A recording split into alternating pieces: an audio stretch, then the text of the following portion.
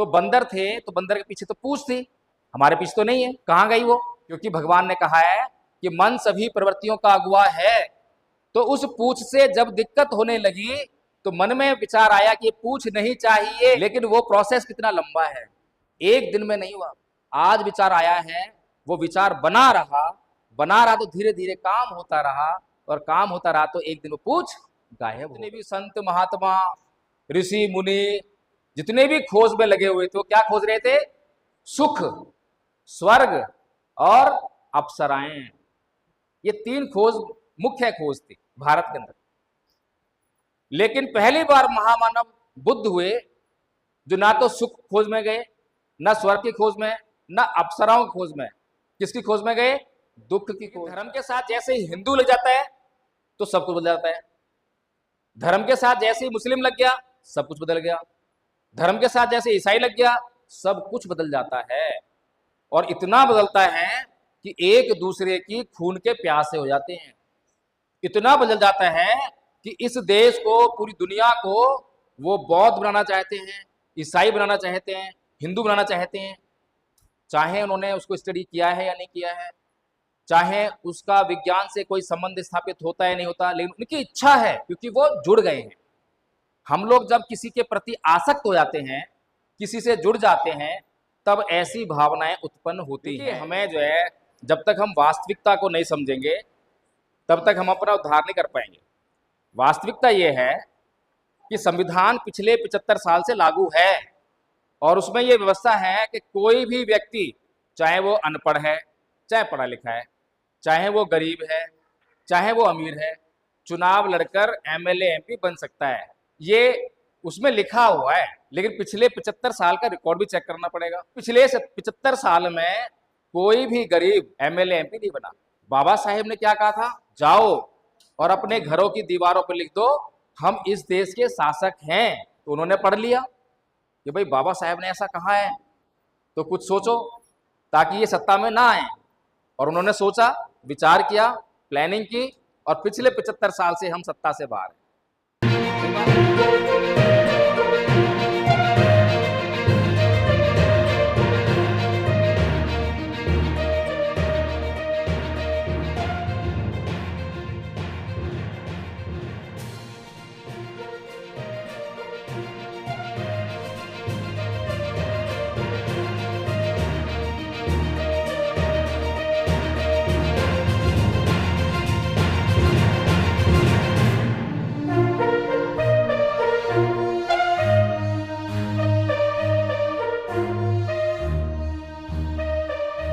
बाबा साहब की जयंती थी, वो तो 2 दिन पहले थी। क्या हम इसके लिए इकट्ठा हुए हैं? ताकि मुझे पता लग जाए, उसी दिशा में हम बोलें, उसी दिशा में बात करें। परम पूज्य बाबा साहब डॉक्टर भीमराव अंबेडकर का जो मिशन था,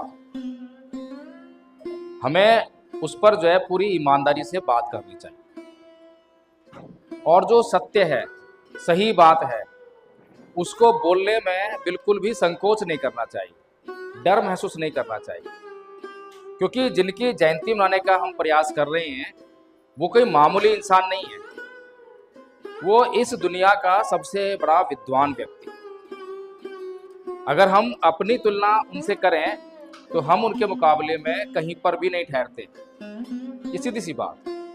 तो हमें पूरी सच्चाई और ईमानदारी के साथ उनके द्वारा इस समाज के, इस देश के उत्थान के लिए कही गई बातों पर विचार करना चाहिए। आज पहली बार जयंती मना रहे हैं हम। मुझे लगता है कि 56 के बाद, जब से बाबा साहेब दुनिया से गए हैं, उनके जाने के बाद जयंती मनाने का बहुत बड़े पैमाने पर सिलसिला शुरू हुआ। और आजकल तो बहुत ज़्यादा मनाते हैं। तो जयंती क्यों मना रहे हैं? जैसे हम अपने बच्चों की जयंती मनाते हैं, जन्मदिन सेलिब्रेट करते हैं, क्या हम वैसे ही बाबा साहेब जयंती मनाते हैं? ऐसा ही तो है। हम अपने बच्चों की जयंती कैसे मनाते हैं? उस दिन जो है डीजे लगाएंगे, केक लाएंगे, और डीजे पर नाचेंगे, गाएंगे, खुशियाँ मनाएंगे, और केक काट देंगे और उसको खाएंगे। ऐसे हम अपने बच्चों का जन्म मनाते हैं। ऐसे ही हम अपने महापुरुषों का जन्म मना रहे हैं। तो दोनों में फर्क क्या हुआ? कोई फर्क हुआ क्या? क्या महापुरुषों का जन्मदिन भी हमें उसी तरह से मनाना चाहिए? महापुरुषों का जन्मदिन उनके विचारों के आलोक में मनाना बहुत जरूरी है। क्योंकि हमारे महापुरुष हमारे लिए, हमारे उत्थान के लिए कुछ कहकर गए हैं, और जो वो कहकर गए हैं और अभी तक अगर वो पूरा नहीं हुआ है, काम अगर अधूरा अटका हुआ है, तो हमारा उत्थान भी रुका हुआ है। इस देश में लोगों पर नाना प्रकार से शोषण होता है, अत्याचार होता है, और वो एक पूरा मैकेनिज्म है। ऐसे ही शोषण नहीं होता, उसके पीछे एक पूरी व्यवस्था है। वो व्यवस्था किस प्रकार से काम करती है, इसकी हमें जानकारी होनी चाहिए। अगर उस व्यवस्था के काम करने की हमें जानकारी हो जाएगी, तो हो सकता है कि हम उससे अपना बचाव कर लें। तो अभी भारत की जो व्यवस्था है, उसमें जो समाज है भारत का, वो विभिन्न धर्मों में बटा हुआ है। इस देश में हिंदू हैं, मुसलमान हैं, सिख हैं, ईसाई हैं, बौद्ध हैं, जैन हैं, ये सारे धर्म। हिंदू धर्म जो है 4 भागों में बटा हुआ है, ब्राह्मण, क्षत्रिय, वैश्य और शूद्र। और इस देश में SC, ST, OBC पर जो है बहुत जुल्म और सितम हो रहा है, जिसमें आदिवासी लोग भी आते हैं, ट्राइब्स आते हैं। अब ये अत्याचार जो है कर कौन रहा है और कैसे कर रहा है?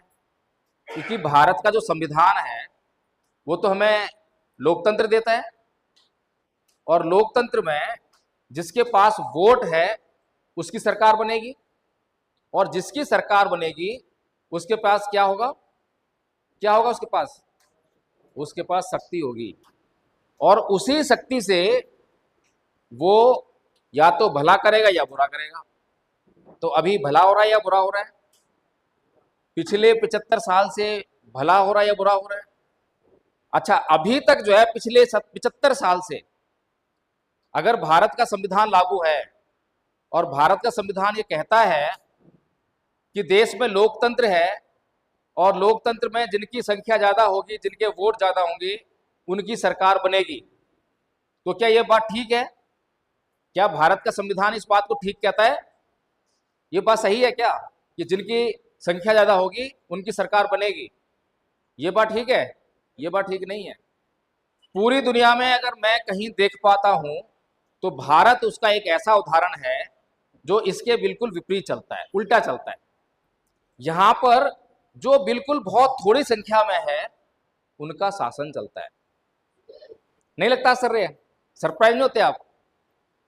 अगर 100 लोग हैं और 100 लोगों में 3 लोग हैं, एक तरफ 3 लोग हैं और एक तरफ जो है 85, 80, 90, 50 लोग हैं।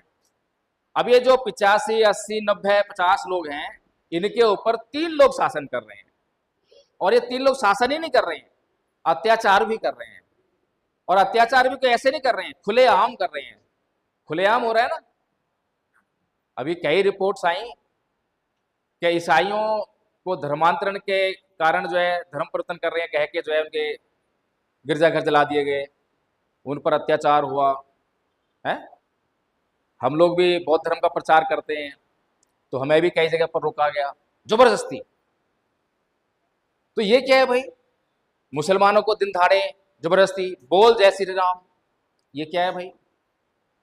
अगर देश में कानून है, व्यवस्था है, और देश में सभी धर्मों को अपना अपना प्रचार करने का अधिकार है, तो हिंदुओं को भी अपना प्रचार करने का अधिकार है, तो अपना प्रचार कीजिए ना, कोई रोकता है क्या? लेकिन आप किसी को जबरदस्ती कहेंगे कि बोल जय श्री राम, तो गलत हो जाएगा। प्रचार तो हम भी करते हैं, पर किसी से जबरदस्ती नहीं कहते, किसी को गाली गलौज नहीं करते, किसी से मारपीट नहीं करते। हम बताते हैं कि हमारे धर्म में क्या अच्छा है, क्या बुरा है। अगर आपको लगे कि हाँ ये धर्म जो ग्रहण करने योग्य है, तो अपना लीजिए, नहीं लगता तो छोड़ दीजिए। यही तो है प्रचार का मतलब। प्रचार मतलब जबरदस्ती नहीं है, कोई थोपने वाली चीज नहीं है। लेकिन ये दिन दहाड़े हो रहा है। किस कारण से हो रहा है? क्योंकि वो जो 3 लोग हैं, 100 में से 3 लोग वो सत्ता में आते हैं। और सत्ता में क्यों आ रहे हैं? क्योंकि ये जो 50, 70, 80, 85 जो भी है, इनको जो है ज्ञान नहीं है, इस बात का ज्ञान नहीं है कि भारत का संविधान भारत में लागू है, और ये हमें शासक बनने का अधिकार भी देता है। शासक बनने का अधिकार देता है, देता कि खाली वोट देने का अधिकार देता है? बताइए। खाली शासक बनने का अधिकार है या खाली वोट देने का अधिकार है? कौन सा अधिकार है हमारे पास? दोनों अधिकार है। अच्छा, आप में से कितने लोग हैं जो अगली बार एमएलए का चुनाव लड़ेंगे? एक भी नहीं है। बड़ा ताज्जुब है। तो आपके लिए संविधान के मायने क्या हुए? सोचिए, आपके लिए संविधान है ही नहीं। अच्छा, आप लोग क्यों चुनाव नहीं लड़ेंगे बताएं जरा? मन नहीं करता या कुछ और बात है? आप लोग चुनाव क्यों नहीं लड़ना चाहते? एमएलए का चुनाव लड़ोगे, एमएलए बन जाओगे तो गाड़ी मिलेगी, बंगला मिलेगा, है ना, और बहुत बड़ी संख्या में लोग आपकी जो है पीछे पीछे घूमने के लिए मिलेंगे। कोई मामूली बात है क्या? सैलरी भी मिलेगी। तो क्यों नहीं बनना चाहते एमएलए? तो आप चुनाव लड़ेंगे? चुनाव लड़ेंगे, ठीक है। क्यों लड़ेंगे चुनाव? जीतने के लिए, हारने के लिए? कौन सी पार्टी चुनाव लड़ेंगे? बनाना पड़ेगा। तो मैंने इसलिए तो पूछा कि जीतने के लिए, हारने के लिए, क्योंकि आप तो हारने के लिए चुनाव लड़ेंगे। नहीं, मन तो सबका करेगा कि हम जीतने के चुनाव, हम जीत जाएं, पर ऐसा हो ना मन करने जीत जाएगा। भाई, हमें सच्चाई भी तो स्वीकार करनी पड़ेगी। सच्चाई तो ये है कि इस देश में जो राष्ट्रीय पार्टियां हैं या कोई लोकल पार्टी है जिसका प्रभुत्व है, लोग उसी को वोट करते हैं। और वे लोग कोई चुनाव ऐसे तो लड़ते नहीं हवा में, करोड़ों रुपया खर्च करते हैं। आपके पास है करोड़ रुपया? अरे फिर चुनाव कैसे लड़ेंगे आप? गलत बात है। संविधान ने आपको अधिकार दिया है कि बिना पैसे चुनाव लड़ लो? दिया है? आपको संविधान ने ये चुनाव लड़ने का अधिकार दिया है कि आपके पास पैसे नहीं है और चुनाव लड़ लो? दिया है। देखिए, हमें जो है, जब तक हम वास्तविकता को नहीं समझेंगे तब तक हम अपना उद्धार नहीं कर पाएंगे। वास्तविकता ये है कि संविधान पिछले 75 साल से लागू है और उसमें यह व्यवस्था है कि कोई भी व्यक्ति, चाहे वो अनपढ़ है, चाहे पढ़ा लिखा है, चाहे वो गरीब है, चाहे वो अमीर है, चुनाव लड़कर एमएलए एमपी बन सकता है। ये उसमें लिखा हुआ है। लेकिन पिछले 75 साल का रिकॉर्ड भी चेक करना पड़ेगा। अब रिकॉर्ड क्या कहता है कि पिछले 75 साल में कोई भी गरीब एक दो केस को छोड़कर एमएलए एमपी नहीं बना।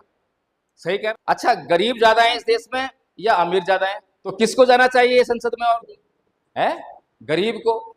तो ऐसा हो कैसे रहा है? इस दुनिया में जब जब किसी महापुरुष ने जिन लोगों के लिए महत्वपूर्ण सुझाव दिए, उन सुझावों को, जिन लोगों के लिए सुझाव दिए, उन लोगों ने पढ़ा ही नहीं, उन लोगों ने जाना ही नहीं, और जिनके खिलाफ दिया है उन लोगों ने पढ़ा, स्टडी किया और उनका इलाज कर दिया। उदाहरण दें आपको, पूरी दुनिया में कार्ल मार्क्स का विचार आप जानते हैं। कार्ल मार्क्स ने किसके लिए विचार दिया था? क्या विचार दिया था? उसने कहा कि ऐ दुनिया के मजदूरों, इकट्ठे हो जाओ, तुम संख्या में ज्यादा हो। फैक्ट्री में एक मालिक होता है और 50, 100, 1000 जो है मजदूर होते हैं। तो कितना बढ़िया फॉर्मूला दिया उसने कि भाई तुम इकट्ठे हो जाओ और इकट्ठे होकर उस मालिक को वहां से भगाओ और फैक्ट्री को खुद चलाओ और जो मुनाफा हो आपस में बांट लो। इससे तुम्हारे जो है दुख दर्द दूर हो जाएंगे, तुम्हारा शोषण बंद हो जाएगा और जो तुम काम करोगे उसको तुम जो आपस में मिलके खाओगे। कोई गलत बात कही क्या उसने? लेकिन देखिए, किसी मजदूर से पूछिए, क्या तुम कार्ल मार्क्स को जानते हो? कोई मजदूर से पूछिए कि क्या तुम कार्ल मार्क्स को जानते हो? वो नहीं जानता। लेकिन किसी पूंजीपति से पूछिए, क्या तुम कार्ल मार्क्स को जानते हो? वो जरूर जानता होगा। सही कह रहा हूं, गलत कह रहा हूं? ऐसे ही परम पूज्य बाबा साहब डॉक्टर भीमराव अंबेडकर ने भारत के लोगों के लिए बड़े महत्वपूर्ण विचार दिए, और उन महत्वपूर्ण विचारों को जिन लोगों के लिए दिया, उन लोगों ने ना तो उसको पढ़ा और ना समझा। लेकिन जिन लोगों से बचाने के लिए उन्होंने वो विचार दिया था, उन लोगों ने उसको बहुत अच्छी तरह से अध्ययन किया और उन लोगों का इंतजाम कर लिया। बाबा साहेब ने क्या कहा था कि ऐ मेरे समाज के लोगों, जाओ और अपने घरों की दीवारों पर लिख दो, हम इस देश के शासक हैं। ये बाबा साहेब ने कहा। तो उन्होंने पढ़ लिया कि भाई बाबा साहेब ने ऐसा कहा है, तो कुछ सोचो ताकि ये सत्ता में ना आए। और उन्होंने सोचा, विचार किया, प्लानिंग की, और पिछले 75 साल से हम सत्ता से बाहर हैं। सही बात है। तो अब सबसे महत्वपूर्ण बात यह है कि क्या परम पूज्य बाबा साहब डॉक्टर भीमराव अंबेडकर सभी धर्मों का सम्मान करते थे? करते थे, नहीं करते थे? करते थे। Very good. क्या वे सभी धर्मों को समान समझते थे? हैं? समझते थे? नहीं, सोच के बताइए। देखिए, दोनों बातों में अंतर है या नहीं है? सभी धर्मों का सम्मान करना और सभी धर्मों को समान समझना, दोनों में अंतर है या नहीं है? तो सोच के जवाब दीजिए। क्या बाबा साहेब सभी धर्मों का सम्मान करते थे? नहीं करते थे? अगर वो सभी धर्मों का सम्मान नहीं करते तो भारत के संविधान में अनुच्छेद 25 से शुरू करके भारत के लोगों को धर्मनिरपेक्षता का अधिकार क्यों देते? अपने अपने धर्मों को प्रोपगेट करने का अधिकार क्यों देते? इसका मतलब बाबा साहेब प्रत्येक धर्म का सम्मान करते थे। लेकिन क्या बाबा साहेब सभी धर्मों को समान समझते थे? नहीं। आप बताएं, समझते थे नहीं समझते थे? नहीं समझते थे। अगर सभी धर्म समान हैं तो आपस में लड़ाई किसकी है? हैं? भाई, एक धर्म जो है अन्य धर्मों को स्वीकार नहीं करता, ऐसे ही लड़ाई है ना। अगर सभी धर्म एक दूसरे को स्वीकार करें तो लड़ाई ना हो। लेकिन लड़ाई सबसे बड़ी चल रही है दुनिया में, वो तो इसी बात से चल रही है। तो हमें जो है एक एक चीज को समझना पड़ेगा। अगर हम एक एक चीज को बड़ी बारीकी से समझेंगे तो मुझे लगता है कि हम अपने लक्ष्य तक पहुंच जाएंगे। अब बाबा साहेब का ये मानना था, सम्मान देखिए, यहाँ पर जो है 3 लोग बैठे हैं, 3 धर्म के लोग हो सकते हैं, तो मैं किसी को भी सम्मान करके बोलूंगा, आदरणीय करके बोलूंगा, ये मेरा सम्मान है। लेकिन इन तीनों लोगों में से ये कोई भी अपना विचार कहेंगे तो उस पर मैं अपना दिमाग लगाऊंगा कि इनका विचार जो है सही है या गलत है, मेरे काम का है या नहीं है, तभी तो स्वीकार करूंगा। अगर ये लोग बोले भाई जैसे तुम मेरा सम्मान कर रहे हो ऐसे मेरी बात का भी सम्मान करो, तो वो तो गलत हो जाएगा। गलत हो जाएगा ना, हो जाएगा है? तो ऐसे ही अब प्रत्येक धर्म जो है अलग अलग है, अलग अलग है ना। हिंदू धर्म, बौद्ध धर्म, जैन धर्म, ईसाई धर्म, मुस्लिम धर्म, लेकिन एक बात जो है कॉमन है, वो क्या है? धर्म। धर्म सब में है। लेकिन धर्म के साथ जैसे ही हिंदू लग जाता है तो सब कुछ बदल जाता है। धर्म के साथ जैसे ही मुस्लिम लग गया सब कुछ बदल गया। धर्म के साथ जैसे ईसाई लग गया सब कुछ बदल जाता है।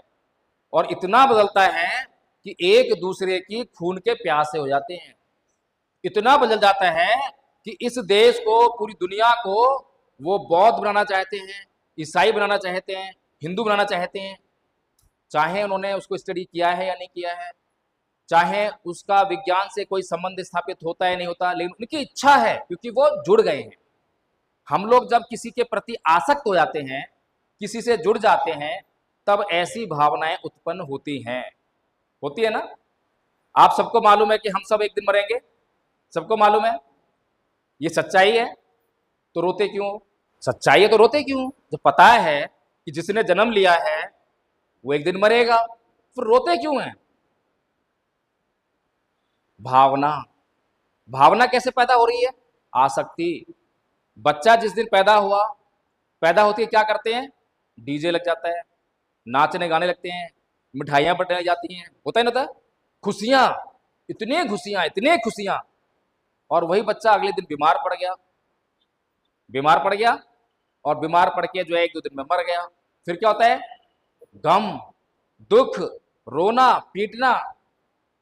इसीलिए भगवान बुद्ध ने इस दुनिया को सच्चाइयां बताई, क्योंकि सच्चाई जो है बहुत भीतर छुपी हुई है। सच्चाई सबको नहीं पता है। अच्छा ये बताइए, ये क्या है सामने जो है? दीवार है ना।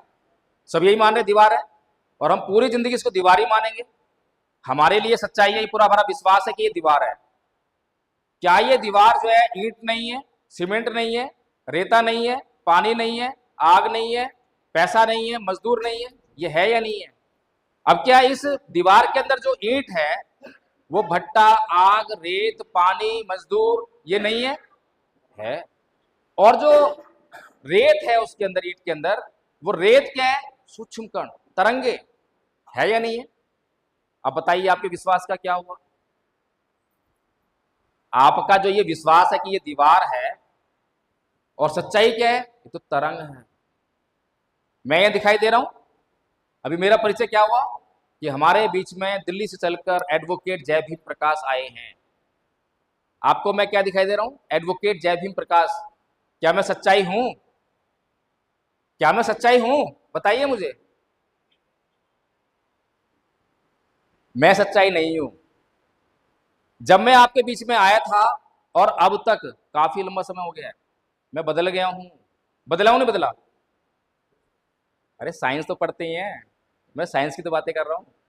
बात मैंने नाम भगवान बुद्ध का ले दिया है वो अलग बात है, लेकिन बात तो साइंस की है। बदला हूं नहीं बदला? नहीं समझ में आ रहा होगा। चलिए, जैसा मैं बचपन में पैदा हुआ था क्या मैं वैसा ही हूं? नहीं हूं ना।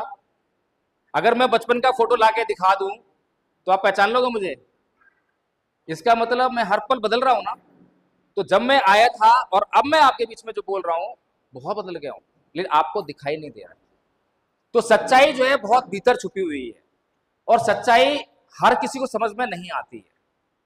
इसी काम को, इसी महत्वपूर्ण काम को जो है इस दुनिया के सर्वश्रेष्ठ शास्त्रा तथागत भगवान बुद्ध ने किया। दुनिया को सच्चाई बताने का काम किया। अब ये सारी दुनिया जो है दुखों में ग्रस्त है, दुखों से घिरी हुई है। घिरी हुई है ना, घिरी हुई। ये कहेंगे कि सुख भी है दुख भी है, ऐसा है क्या? कभी सुख कभी दुख, ऐसा होता है क्या?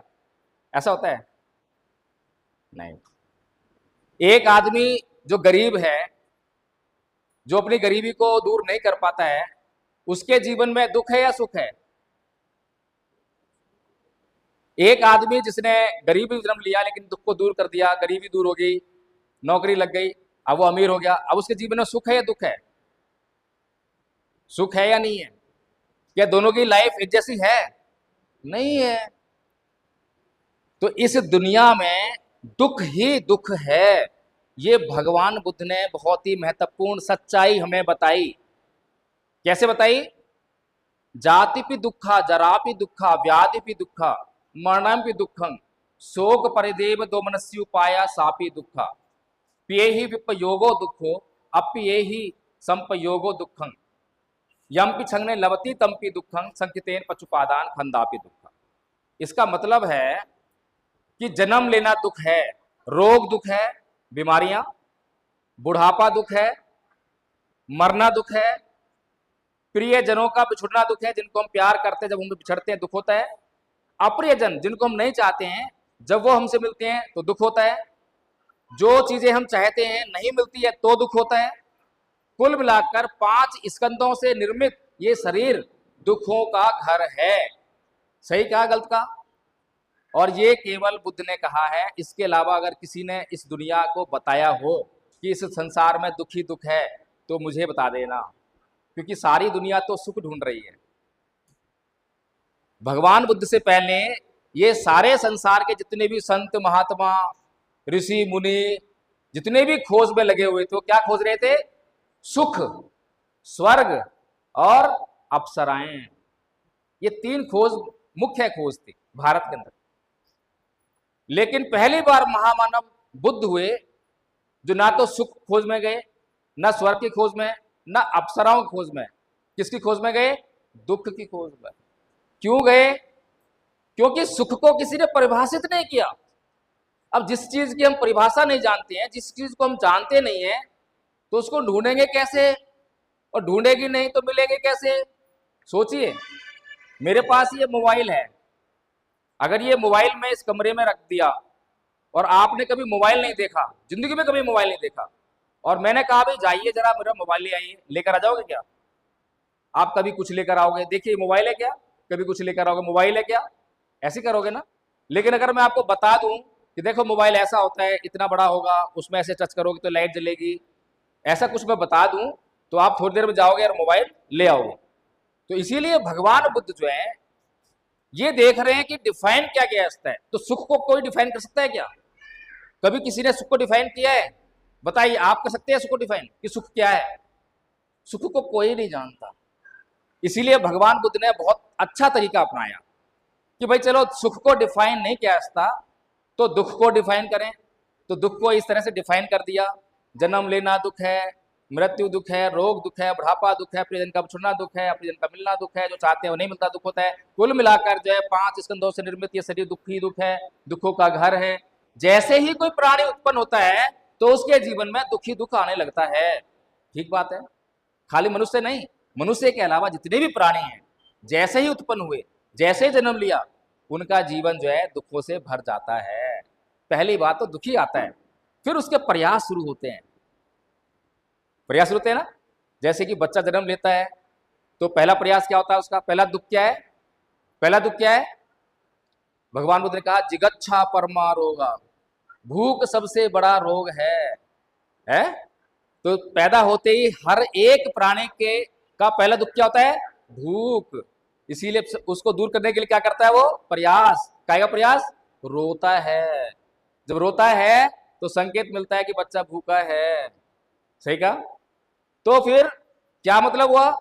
अब देखिए प्रकृति हमें सबको बता रही है, लेकिन प्रकृति का सिद्धांत छोड़कर हम उल्टी दिशा में जा रहे हैं और बुद्ध हमें प्रकृति के सिद्धांत बता रहे हैं, यूनिवर्सल ट्रुथ बता रहे हैं। तो बच्चे ने क्या शुरू किया? दुख को दूर करना शुरू किया ना, या सुख को पाना शुरू किया? क्या शुरू किया? दुख को दूर करना शुरू किया। तो इसलिए भगवान बिल्कुल सही डायरेक्शन जा रहे हैं।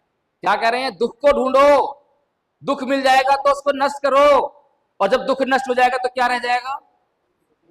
आसान है ना।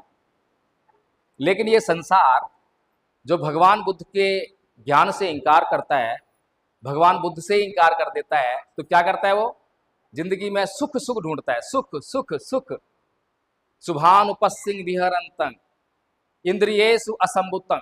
कुल मिलाकर कि जो लोग शुभ ही शुभ देखकर जीते हैं कि सब कुछ ठीक है, सब कुछ ठीक है, जीते ना हम लोग, जो कल की परवाह नहीं करते, अगले पल की परवाह नहीं करते कि अगले पल क्या होने वाला है। जिस आदमी को, जिस मजदूर को उस दारू में सुख दिखाई दे रहा है, और सुख दिखाई देता, सुख को हम भोगने के लिए दौड़ते हैं।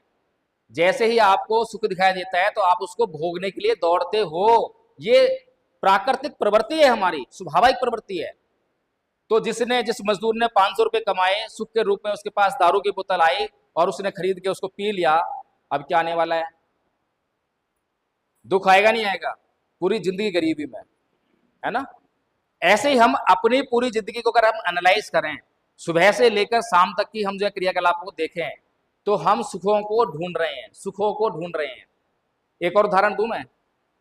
देखिए भगवान बुद्ध यहां पर नहीं है, नहीं है। कभी देखा भगवान बुद्ध की मूर्ति कैसे बैठते ध्यान में? कमर सीधी, है ना, और कोई कुर्सी नहीं है, कोई कुर्सी तो नहीं है ना, बिना कुर्सी की टेक के बिल्कुल कमर सीधी, और वही पोस्टर है। एक बार क्या हुआ कि भगवान बुद्ध ऐसे ध्यान कर रहे थे, कमर सीधी, गर्दन सीधी, आंखें बंद। उनके पास राजा बिंबिसार आया, और राजा बिंबिसार आकर बोला, उसने पहले नमन किया। नमन किया तो भगवान ने कहा कि आओ राजन, बैठो, आसन लो। बैठ गया। बोला कि भगवान मैं बहुत बलवान हूं, मैं बहुत बलवान हूं, मैं रोज सुबह शाम वर्जिश करता हूं, एक्सरसाइज करता हूं जिम में, मैं बहुत वजन उठा लेता हूं, मैं एक तलवार के वार से इतने लोगों को मार सकता हूं, इतने युद्ध जीत चुका हूं मैं। भगवान बोले बहुत अच्छा राजन, बैठो। बैठ गया।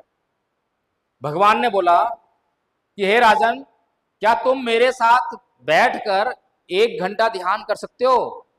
राजा बोला हाँ भगवान, मैं 1 घंटा ध्यान कर लूंगा। भगवान बोले बहुत अच्छा राजन, क्या तुम मेरे साथ बैठकर 4 घंटा ध्यान कर सकते हो? राजा बोला हाँ भगवान, मैं 4 घंटा ध्यान कर लूंगा। बहुत अच्छा राजन, क्या तुम मेरे साथ बैठकर 1 दिन ध्यान कर सकते हो? हाँ भगवान, 1 दिन ध्यान कर लूंगा। बहुत अच्छा राजन, क्या तुम मेरे साथ बैठकर 1 हफ्ते तक ध्यान कर सकते हो? बस राजा की सिट्टी पिट्टी गुम। कहता है नहीं भगवान, 1 दिन भी मेरे बस की नहीं थी, वो तो मैंने आपसे ऐसे ही बोल दिया था। ध्यान करना इतना आसान है क्या? अब बलवान कौन है, भगवान बुद्ध या राजा? कौन बलवान है बताइए? साइंस है, चमत्कार नहीं है। भगवान बुद्ध को चमत्कार नहीं कर रहे हैं, यहां चमत्कार की बात नहीं, मैं भी बताऊंगा आपको, अभी समझाऊंगा कैसे साइंस है। बलवान कौन है, भगवान बुद्ध या राजा? कैसे बलवान है, कौन सी शक्ति है? शक्ति कौन सी है? ये मन, अभी आदरणीय आचार्य दीपांशी ने बताया, मनोपुबंगमा धम्मा मनोसेठा मनोमया मनसा च पदुठे न भासती वा करोति वा ततो नंग दुखमन वेति चक्रंग वह बहतो पदंग। मन सभी प्रवृत्तियों का अगुवा है। सोचिए आप जो, आप चारों तरफ जो दिमाग घुमाइए, कौन कौन सी चीज दिखाई दे रही है? ये सभी चीजें पहले आपके मन में उपस्थित हुई या वैसे बन गई? ये पंखा सबसे पहले आपके माइंड में आया ना, कैसा आया? गर्मी लग रही है, कुछ करा जाए, तो एक वो बना लिया ऐसे चलने वाला है ना। फिर कह रहे हाथ दुख रहा है, कुछ ऐसा करा जाए कि कुछ, तो एक टेबल फैन आ गया। अरे ये टेबल फैन जो है गर्मी देता है, कुछ ऐसा करा जाए कि गर्मी में थोड़ा सा जो है ठंडा आए, कूलर बन गया। कूलर में चिपचिपा आता है, अरे कुछ ऐसा करा जाए चिपचिपाना है, एसी बन गया। सब कहाँ से बन रहा है? मन के अंदर आ रहा है। जैसे मन के अंदर प्रश्न आ रहा है वैसे ही सब कुछ बनते जा रहा है। आप जो भी कुछ देख लिए, कपड़े, चेयर, ये सब कुछ जो है आपके चारों तरफ जो संसार दिखाई दे रहा है, वो सारा संसार जो है आपके मन की देन है। सही कहा गलत कहा? एक और उदाहरण देते हैं। साइंस पढ़ते हैं तो कहते हैं ना कि हम लोग जो है, हमारे पूर्वज कौन थे? बंदर। ऐसा ही है क्या? ये सही बात है या गलत बात है? तो बंदर थे, तो बंदर के पीछे तो पूंछ थी, हमारे पीछे तो नहीं है। कहां गई वो? कहां गई? कभी सोचा है? क्योंकि भगवान ने कहा है कि मन सभी प्रवृत्तियों का अगुवा है। तो उस पूंछ से जब दिक्कत होने लगी तो मन में विचार आया कि पूंछ नहीं चाहिए। आया होगा ना? लेकिन वो प्रोसेस कितना लंबा है, एक दिन में नहीं हुआ।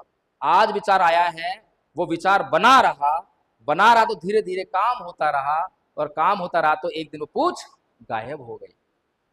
मन में आया है। ये सभी बातें आज का विज्ञान, भगवान बुद्ध ने ये बातें कही 2600 साल पहले, और आज साइंस जो है इन्हीं बातों को, भगवान बुद्ध की एक एक बात को प्रूव करता है। आप चैट जीपीटी उठा के देखिए, उससे प्रश्न कीजिए कि बताओ इस्लाम और साइंस में क्या मतभेद है, पूरी लिस्ट देगा। कि मुस्लिम ये कहते हैं, इससे साइंस जो है इसको स्वीकार नहीं करता। बताओ हिंदू और साइंस में क्या विरोध है, पूरी लिस्ट देगा। बताओ ईसाई धर्म और साइंस में क्या विरोध है, पूरी लिस्ट देगा। फिर पूछो कि बताओ बौद्ध धर्म और साइंस में क्या विरोध है, कोई विरोध नहीं है। कोई विरोध नहीं है, एक भी सिद्धांत विरोध नहीं है। केवल एक ही बात पे विरोध है, वो किस पर? पुनर्जन्म पर। लेकिन उस पर भी क्या विरोध है कि साइंस ने अभी तक उसको प्रूव नहीं कर सका है, जांच नहीं हुई है, जांच चल रही है। अभी तक उसने अल्टीमेटली ये नहीं कहा है कि नहीं है। अब क्यों नहीं कहा है? क्योंकि साइंस की अपनी लिमिटेशंस हैं, अपनी सीमा है। साइंस कैसे परीक्षण करता है? औजार से, इक्विपमेंट से, साधन से। कोई मशीन होगी उससे करेगा ना। लेकिन भगवान बुद्ध ने 2600 साल पहले ये बातें कैसे बताई? ध्यान से। तो भगवान बुद्ध जो है अनलिमिटेड है। आप चैट जीपीटी उठा के देखिए, उससे प्रश्न कीजिए कि बताओ इस्लाम और साइंस में क्या मतभेद है, पूरी लिस्ट देगा। कि मुस्लिम ये कहते हैं, इससे साइंस जो है इसको स्वीकार नहीं करता। बताओ हिंदू और साइंस में क्या विरोध है, पूरी लिस्ट देगा। बताओ ईसाई धर्म और साइंस में क्या विरोध है, पूरी लिस्ट देगा। फिर पूछो कि बताओ बौद्ध धर्म और साइंस में क्या विरोध है, कोई विरोध नहीं है। कोई विरोध नहीं है, एक भी सिद्धांत विरोध नहीं है। केवल एक ही बात पे विरोध है, वो किस पर? पुनर्जन्म पर।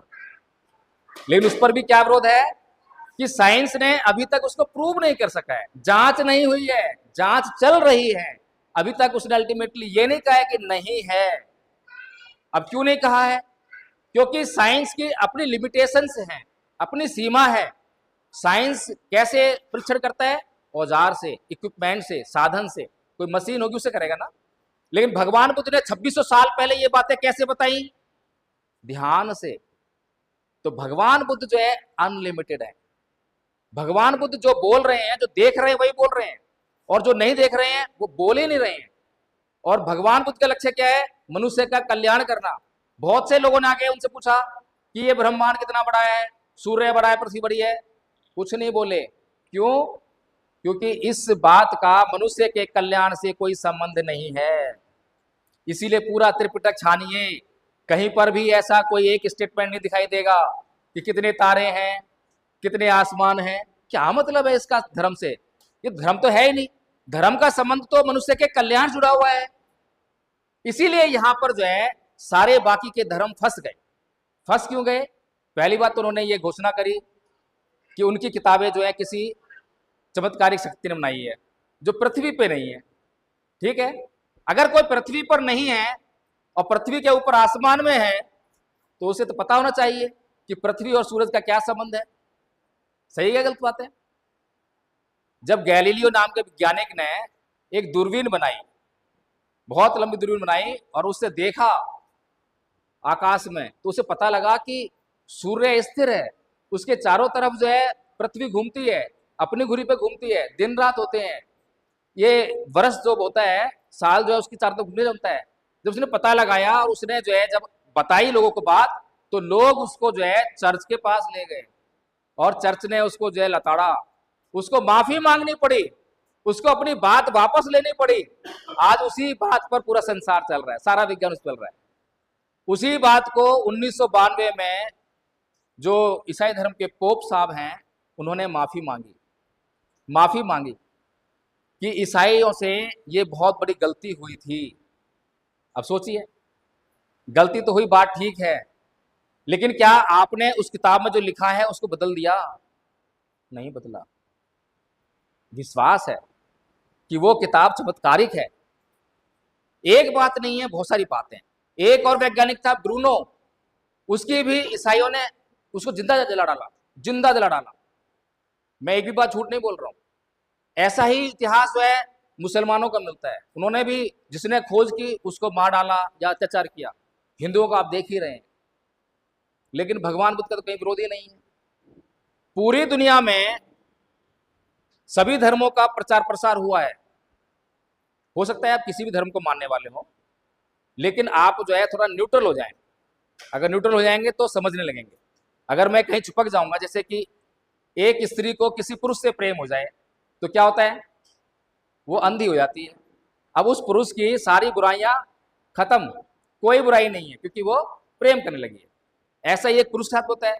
पुरुष को किसी स्त्री से प्यार हो जाए तो वो जो स्त्री के अंदर जितनी भी बुराइयां हैं सब खत्म। तो ऐसे ही हमारे जीवन में जिस चीज से हम प्रेम करने लगते हैं तो उसके बारे में जो नेगेटिव पॉइंट्स हैं वो नहीं देखते हैं, और यही हमारे दुख का कारण बनता है।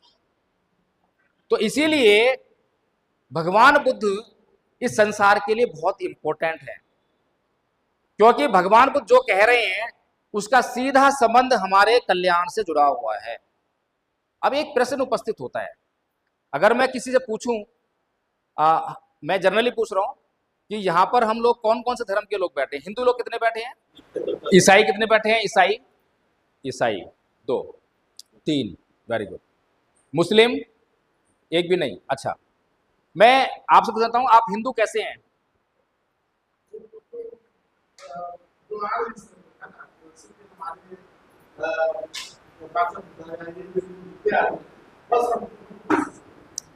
Right answer.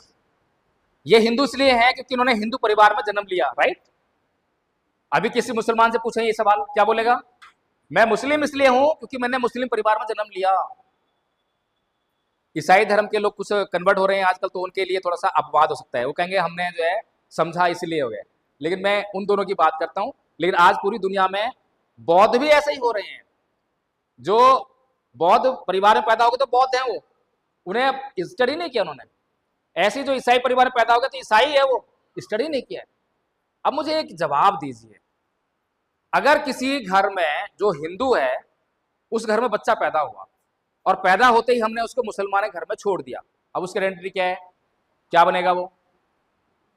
मुस्लिम। अब किसी हिंदू देवी देवता या ईश्वर के भीतर वो ताकत है जाके उस बच्चे को बता सके, देख तू मुसलमान नहीं है, तू हिंदू है कोई ताकत? ऐसे ही कोई मुसलमान घर में बच्चा पैदा हुआ और उसको हिंदू घर में छोड़ दिया, किसी अल्लाह के अंदर ताकत है जो बता सके कि तू हिंदू नहीं है, तू मुसलमान है कोई? इसका मतलब क्या है? ये हिंदू होना, मुसलमान होना, ईसाई होना, बौद्ध होना, ये तो असत्य है, ये तो झूठ है। अगर सच होता तो उस सच तक तो वो आदमी पूछता है पहुंचता, चाहे कहीं भी जाए। लेकिन वो सच नहीं है। सच क्या होता है? सच यूनिवर्सल ट्रूथ होता है। जैसे कि आप सभी लोगों को भूख लगती है, तो भूख कैसे मिटाते हो? खाना खाकर। चाहे हिंदू हो, मुसलमान हो, ईसाई हो, क्या फर्क पड़ता है?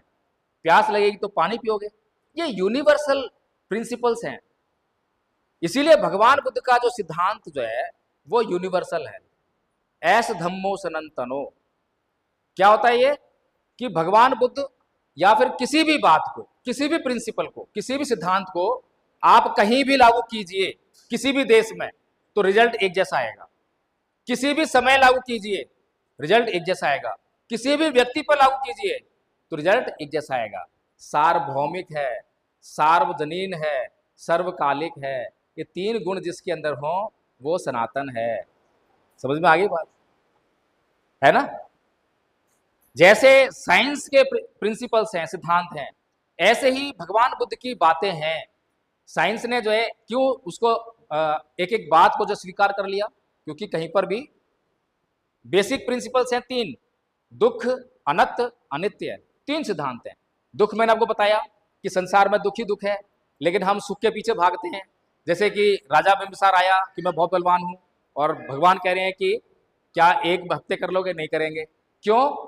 क्योंकि आपको मैं कहूं कि ध्यान करो, आप कमर सीधी करके थोड़ी देर बैठोगे, और थोड़ी देर बाद आपकी कमर कहेगी भाई अब तू टेढ़ी हो जा, अब तू कुर्सी पे बैठ जा, अब तू लेट जा। ऐसे कहेगी ना कमर, दर्द होने लगेगा। ये दर्द क्यों हुआ? ये दर्द कहां से हुआ? आपकी कमर में प्रॉब्लम है या आपके मन में प्रॉब्लम है? मन में।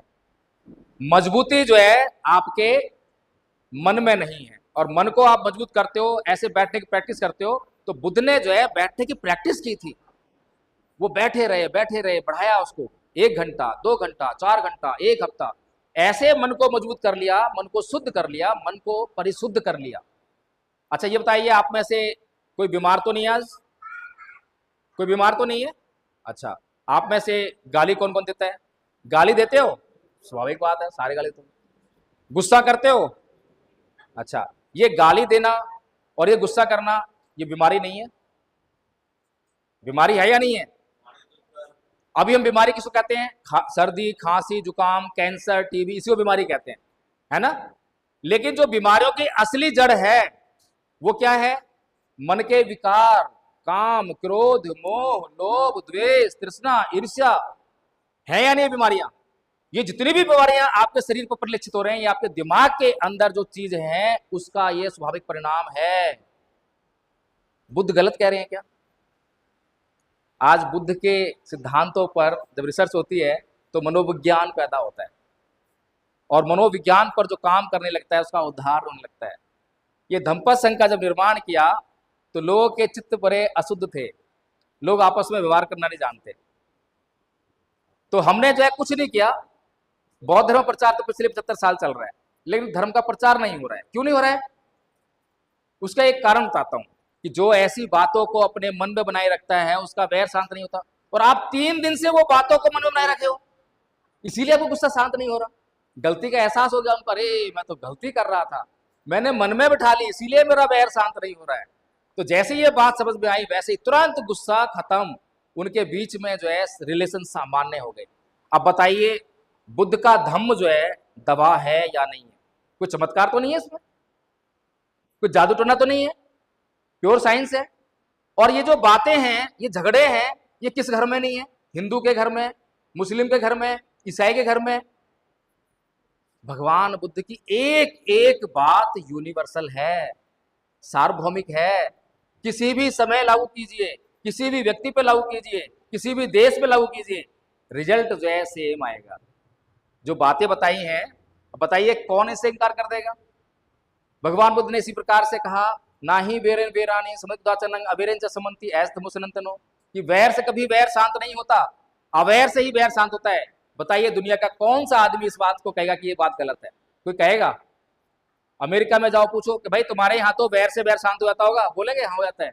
नहीं भाई, हमारे यहाँ भी लड़ाई बढ़ जाती है? फिर भगवान को तो ये बहाना नहीं लगाते कि अभी कलयुग चल रहा है, अभी सतयुग आएगा, अभी कलयुग में ये काम नहीं करेगा। नहीं भाई, कोई भी समय हो, व्यवहार की बात है ये तो। जब मर्जी अप्लाई करो, जब अप्लाई करोगे जब ही रिजल्ट आएगा। ऐसे धम्म को इस दुनिया में प्रचारित प्रसारित होना चाहिए।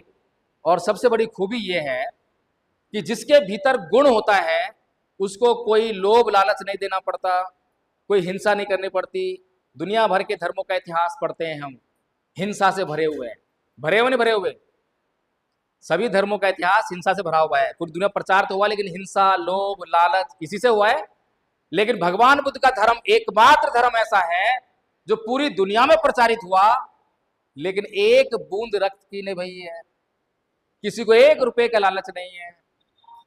कितना बड़ा गुण होगा जब ही तो फैला है। भाई जिस चीज की हमें जरूरत होती है तो किसी भी कीमत पर उसको घर में लेकर आते हैं। सही बात है गलत बात है? और जिस चीज की हमें जरूरत नहीं होती है, घर में बेकार पड़ी है, निकाल के बाहर फेंक देते हैं। सीधी सी बात है। तो अगर बुद्ध का धम्म हमारी जरूरत है, हमारे जीवन के लिए जरूरी है, अभी हमारा जीवन जो दुखों से भरा हुआ है, तो बुद्ध इंपॉर्टेंट है। बुद्ध ने किसी को बोला कि धूपबत्ती करो, अगरबत्ती करो? नहीं बोला। लेकिन हमने तो पूजा करना स्टार्ट कर दिया। और पूजा कैसे करते हैं? कोई धूपबत्ती करता है, अगरबत्ती करता है, कोई जल चढ़ाता है, कोई आरती करता है, कोई गंगा नहाता है, ऐसे ही कोई नमाज पढ़ता है, सब अपने पूजा लग जाते हैं। लेकिन भगवान बुद्ध ने पूजा को भी बताया कि पूजा कैसे होनी चाहिए। बड़े इंपॉर्टेंट बात है। भगवान बुद्ध कहते हैं असेवना च बालानंग पंडितानंग च सेवना पूजा च पूजनीयानंग एतंग मंगल मुत्तमंग। असेवना च बालानंग मतलब कि मूर्ख लोगों की संगति नहीं करना। जो मूर्ख लोग होते हैं, जिनके पास आपका कल्याण करने के लिए कुछ नहीं है बल्कि आपका नुकसान करने के लिए बहुत कुछ है, उनकी संगति मत करना, उनसे दोस्ती मत करना। सही का गलत का?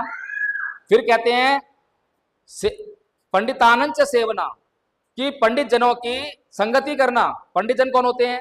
विद्वान लोग। विद्वान लोग किसे कहते हैं? जिनके पास आपका कल्याण करने की योग्यता है, क्षमता है, उन्हें विद्वान कहते हैं। तो उनकी हमेशा संगति करना।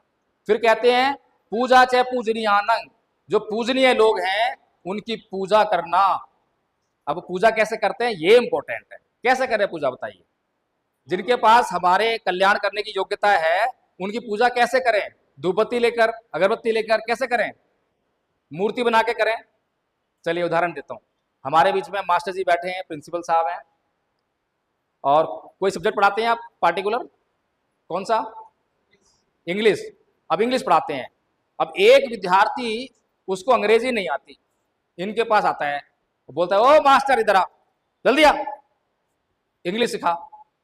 सिखाएंगे अंग्रेजी? सिखाएंगे? और अगर सिखानी पड़ जाए तो गलत सिखा देंगे।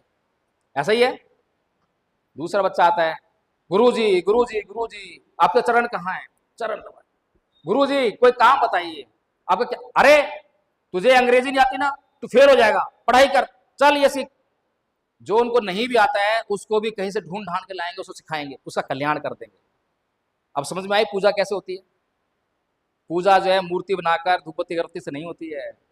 जिसके पास आपका कल्याण करने के लिए योग्यता है, शरण में चले जाओ, उसका अभिनंदन करो, उसका सम्मान करो, वो पूजा है।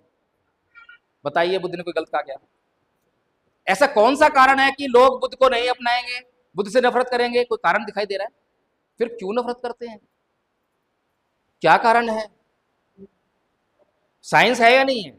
एक भी बात ऐसी लगी जो समझ में नहीं हो? तो इसीलिए जो है धम्मपद संघ यही काम कर रहा है। धम्मपद संघ आपके लिए कोई नुकसान काम नहीं कर रहा।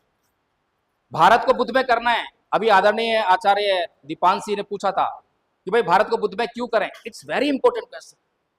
सभी धर्म के लोग चाहते हैं कि हमारे धर्म के नाम से ये देश जाना जाए। तो भारत के बौद्ध भी चाहते हैं कि वो भी ऐसा चाहते हैं बौद्धमय हो जाए, बौद्धमय हो जाए। नहीं, बुद्धमय होने का मतलब ये है कि बुद्ध के पास इस देश के, संसार के लोगों का कल्याण करने के लिए जो जो बातें हैं वो बातें सभी लोगों तक पहुंच जाएं, इसमें बुद्धमय होना है। ना कि उसका नाम लिख दो कि बौद्धमय भारत। बौद्धमय भारत लिखने से काम नहीं बनेगा, बल्कि बुद्ध की बातों को जन तक पहुंचाने से, जिसको कि वो अमल करें, अपने जीवन में लागू करें और अपना कल्याण करें, उससे बुद्धमय होगा। एक क्वेश्चन और था, धम्म और धर्म क्या है? अभी मान लीजिए मुझे यूरोप में जाकर जो है इसी धम्म का प्रचार करना पड़े, तो मैं क्या बोलूंगा यूरोप के लोगों से? यूरोप में क्या भाषा है? अंग्रेजी है। तो मैं क्या बोलूंगा? I want to make you understand religion, ऐसे बोलूंगा ना, क्योंकि तो रिलीजन जानते हैं, वहां तो रिलीजन शब्द है। लेकिन मैं उनसे फिर क्या बोलूंगा? But my religion is quite different from your religion, ऐसे तो बोलूंगा। फिर मैं उनको जो है बताऊंगा कि माई रिलीजन इज कॉल्ड धम्मा। फिर बताऊंगा धम्म क्या है, कैसे वो अलग है। तो इसलिए धम्म और धर्म दो शब्द हैं, एक पाली भाषा का शब्द है, एक हिंदी संस्कृत का शब्द है। कुछ लोग बाबा साहेब डॉक्टर भीमराव अम्बेडकर द्वारा लिखी गई किताब बुद्ध उनका धम्म, उसमें एक चैप्टर है, तो उसको पकड़ कर बैठ जाते हैं, लेकिन वो समझते नहीं है। वो चाहते हैं, बाबा साहेब चाहते हैं कि हम धम्म को समझें, धम्म को हम अपने साथ में लेकर चलें, धम्म शब्द को हम ग्रहण कर लें, और धर्म शब्द को जो है हिंदुओं के लिए छोड़ दें, क्योंकि हिंदुओं के पास और कोई भाषा नहीं है, या तो संस्कृत है या हिंदी है, और संस्कृत और हिंदी में धर्म कहा जाता है। तो धर्म उनको डिफाइन करते हैं, वो जिसको धर्म समझते हैं कि पूजा पाठ करना, धूपबत्ती करना, अगरबत्ती करना, उसको धर्म समझते हैं, वो ये समझाना चाहते हैं। लेकिन उसका मतलब ये नहीं है कि आप जो है बस धम्म धम्म चिल्लाते रहो। धम्म को समझाना पड़ेगा। व्हाट इज योर धम्म? आपका धम्म क्या है, क्या कहता है? तो आदरणीय साथियों, अगर आपको कोई सवाल हो तो सवाल कर सकते हैं। मैं आपको बताना चाहता हूँ कि धम्मपद संघ जो है भारत में बौद्ध धर्म का प्रचार प्रसार कर रहा है, और प्रचार प्रसार करने के लिए बौद्ध धर्म का धम्मपद संघ ने कोर्स बनाया है, उसको 3 भागों में बांटा है, प्रथम वर्ष, द्वितीय वर्ष, तृतीय वर्ष। प्रथम वर्ष का कोर्स जो है बहुत छोटा है और बहुत आसान है, इसीलिए छोटा बनाया, आसान बनाया, ताकि सभी लोग जो हैं उसको आसानी से कर लें। अब तक उस कोर्स को 4 साल के बच्चे से लेकर 75-80 साल के बुजुर्गों तक कर लिया है आराम से, और अनपढ़ लोगों से लेकर पीएचडी किए हुए लोगों तक ने कर लिया है, कोई मुश्किल नहीं है। फिर हम ये कहते हैं कि हम कराएंगे, आप केवल अपनी सहमति दीजिए कि हमें करना है, बाकी काम हमारा, हम करा के दिखाएंगे, और करा के दिखाया है, अब तो बहुत से लोग करा दिया। तो ये जो कोर्स है ये बहुत इंपॉर्टेंट है, इसमें हम गारंटी देते हैं। क्या गारंटी दे रहा हूं मैं? आपको गारंटी देकर जा रहा हूं, अगर ये कोर्स करने के बाद आपका जीवन ना बदले, आपके जीवन में कल्याण ना हो, तो एडवोकेट जयभीम प्रकाश के पास आना, गर्दन पकड़ना, दबा देना, मार डालना। मुझे कोई अधिकार नहीं है आपसे झूठ बोलकर और ऐसे करवाने का। अब बताइए, ऐसी गारंटी आपको कहीं मिल सकती है? हिंदू धर्म के पुजारी के पास जाओ, बोलो कि जो तू कह रहा है उसकी गारंटी दे, देगा गारंटी? स्टैम्प पेपर भी साइन नहीं करेगा, मैं करके देता हूं आपको। इस्लाम के पास जाओ, मौलवी से पूछो गारंटी दे रहा है, डॉक्टर से, वकील से गारंटी लो, देगा गारंटी? कोई गारंटी देने वाला नहीं। लेकिन मैं अपने जान को जोखिम में डालकर आपको गारंटी दे रहा हूं। छोटा सा कोर्स है, उसे करने के बाद आपका जीवन बदलने वाला है, जीवन बदलकर दिखाएंगे, आपके जीवन में कल्याण आएगा। लेकिन एक कंडीशन है, हम लोग गाड़ी से आए हैं, अगर ये गाड़ी मैं आप लोगों को गिफ्ट कर दूं तो आपको फायदा होगा, नुकसान होगा? फायदा होगा ना? नहीं होगा। अगर आपको गाड़ी चलानी नहीं आती है तो फायदा कैसे होगा? ठीक बात है ना? चलिए, आपको गाड़ी भी चलाना सिखा दूं मैं तो फायदा हो जाएगा आपको? नहीं होगा। जब तक गाड़ी को चलाओगे नहीं तो कैसे फायदा होगा? तो यही कंडीशन जो है इस कोर्स पे लागू होती है। मेरी गर्दन दबाने से पहले ये 3 बातें ध्यान रख लेना। क्या हमने कोर्स याद कर लिया है? पहला टिक कर देना, याद कर लिया तो। दूसरा, क्या इस कोर्स को कैसे अप्लाई करना है वो हमने सीख लिया है? सीख लिया तो टिक कर देना, यस कर लिया है। फिर तीसरा, क्या हमने इस कोर्स को अप्लाई किया है? अगर कर दिया है तो टिक कर देना, और अगर रिजल्ट नेगेटिव आए कि मेरे कल्याण नहीं हुआ, फिर आना, फिर गर्दन दबा देना, उससे पहले मत आ जाना। ठीक बात है? तो मैं इन्हीं बातों से अपनी बात समाप्त करता हूं। अगर किसी का कोई क्वेश्चन हो, कोई प्रश्न हो तो आप कर सकते हैं। बाबा साहेब का मिशन है, बाबा साहेब ने सभी धर्मों का सम्मान किया, लेकिन सभी धर्मों के सिद्धांतों को समझने का प्रयास किया, समझाने का प्रयास किया, और इनकार करना, स्वीकार करना हर व्यक्ति की अपना अधिकार है, स्वतंत्रता है, कोई उसको बांध नहीं सकता है। किसी का प्रश्न है क्या? कोई क्वेश्चन? पाली, हाँ पाली भाषा